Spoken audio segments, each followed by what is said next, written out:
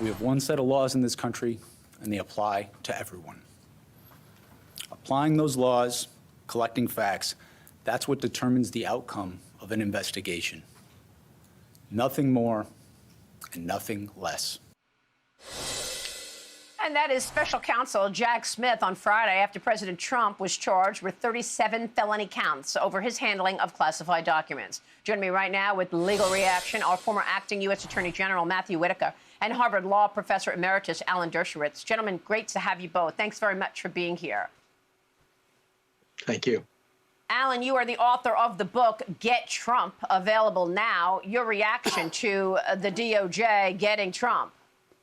Well, I predicted it. If you put aside all your resources and do what Justice Jackson warned about 80 years ago, where he said it's a question of picking the man and then searching the law books or putting investigators to work to pin some offense on him, that's what they did. And Jack Smith is wrong when he says there's one set of laws. He was assigned only one job, to get Trump. So here's the legal issue. Let's assume hypothetically that a Democrat prosecutor announces in advance, I'm only going to investigate Republicans. And then the investigation produces some evidence of crime. Is that acceptable in America? If the same investigation done against Democrats or done against someone else would also have produced crimes, is it legal? Is it justifiable? Put it for a moment in the context of race in the South.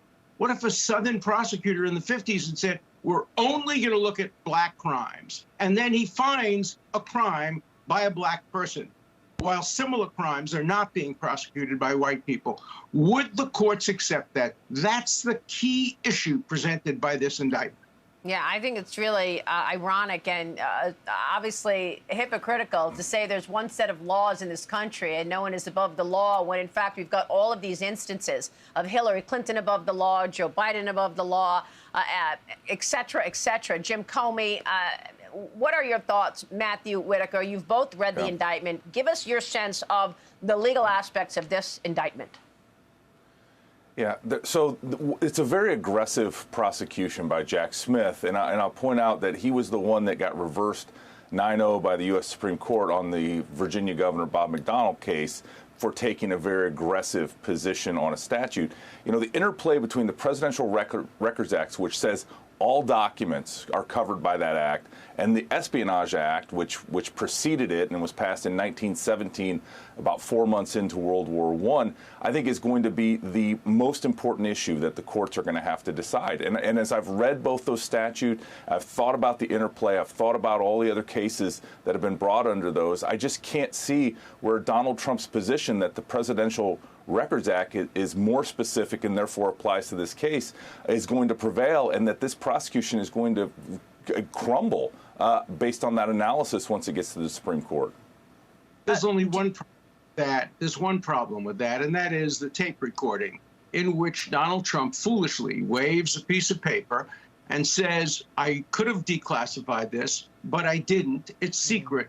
Here, look at it. Now, maybe he didn't actually allow the person to read it, but that tape recording, which can't be cross-examined, you can't say it's a flip witness or a witness who shouldn't have been able to testify, that's a damning piece of evidence. Now, the defense could be, hey, I had the right to have that piece of information because the Records Act permits me to have it. But that's going to be a kind of weak defense. I think this is a much stronger indictment than the Bragg indictment, but it's the product of targeting. And the question is, can you prosecute somebody when you targeted that person and went through every hoop, dotted every I, crossed every T, gave lawyers immunity, violated the lawyer-client privilege in many respects, and then came up with something? I don't know how the courts will look at that. And Trump's lucky. He got the case tried in Palm Beach County, where he might get a more sympathetic jury, and he got a good judge. I want to say one word about the judge. She's getting a lot of flack for having ruled that there should be a special monitor appointed to review lawyer-client information. She was 100% correct in that ruling.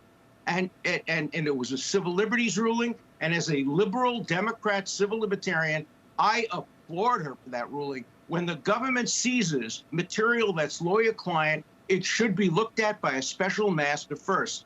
And the 11th Circuit, with due respect, was not correct in reversing her, and the media is not correct in condemning her. From everything I hear, she's a fair and good judge. Matthew, is this the most damning part of this indictment, that tape recording? Do you agree with Alan in terms of Trump talking about classified information, saying it's not, it's classified, but I'm going to tell you about it, but you can't discuss it?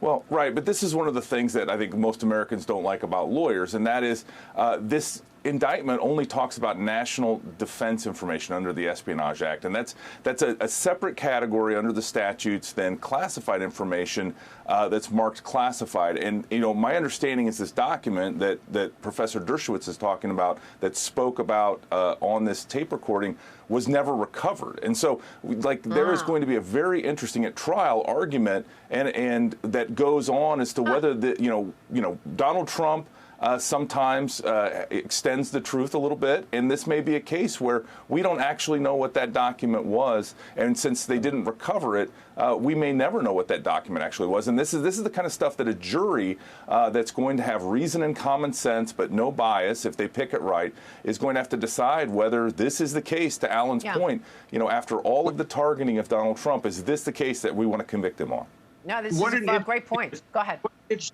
You know I'm a little bit of a blowhard. You know that I show things to people all the time. You know I don't always tell the truth. So don't assume that the material that I showed these people were actually classified. Now, there's no evidence that they actually allowed anybody to read the material, but it's a offense, and it will be a fascinating trial. It is not a slam dunk conviction. Yeah, that's great points, both of you. Did you talk about that legal twist that you were referring to earlier, Alan?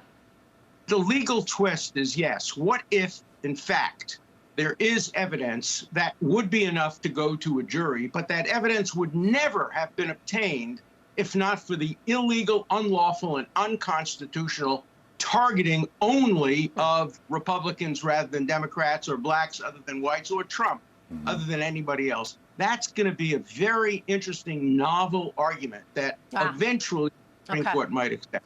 Wow. Gentlemen, thank you so much. From Acting U.S. Attorney General Matt Whitaker and Harvard Law Professor Emeritus Alan Dershowitz, John Ratcliffe's coming up.